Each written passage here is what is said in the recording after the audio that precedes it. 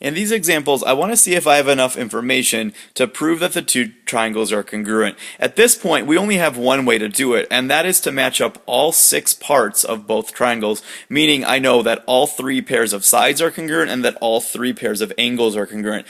Later on, we'll take a look at some shortcuts, and if you're reviewing this video, maybe you already know the shortcuts, but at this point, we only know that way to do it. So in our first diagram, I can see that I have one pair of sides matched up by that single tick mark, and I can see that I have a second pair of sides matched up with a double tick mark, but I don't know anything about that third side. So, just making a couple notes on the side, I can see that I have 2 sides, or really 2 pairs of sides, that are congruent to each other, okay? I can also see that I have an angle tick mark there, matching up to an angle tick mark there, but again, nothing about the other angles, so I have one pair of angles congruent to each other as well. And so at this point, that's all the information that I have. So do I have enough to prove that these two triangles are congruent to each other? At this point, no, I don't. And as far as my explanation goes, I'm just going to say there's not enough info. And if I want to be even more specific, maybe I'll say no, there's not enough information. I only know 2 sides and 1 angle, and I need to know all 3 sides and all 3 angles. So I cannot prove at this point that these 2 triangles are congruent. It turns out that they're not congruent, which we'll take a look at later when we learn some shortcuts. But no, they're not congruent. There's not enough information.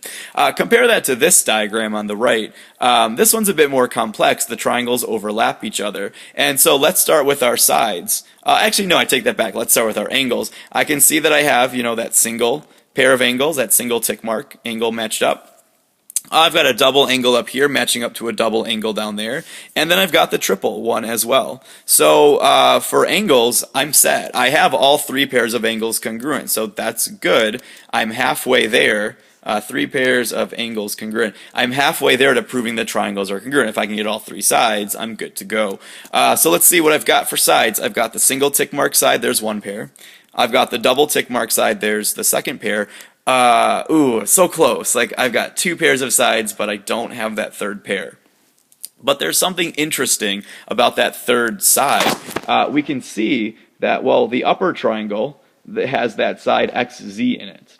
Well, the bottom triangle also has that same side, XZ, in it. In other words, they share that side. And so if I want to, I can actually add a tick mark to that. Obviously, some side is going to be congruent to itself. So anytime we have a triangle like this that overlaps and shares a side, we can add a tick mark. Now, the reason we're allowed to do that is something called the reflexive property, which just means something is congruent to itself. It's everyone's favorite property because it's a really easy tick mark we get to add to the diagrams. Anytime you have something that overlaps, and we can have angles that are shared as well, we'd add a tick mark and say it's true because it's the reflexive property, something's congruent to itself.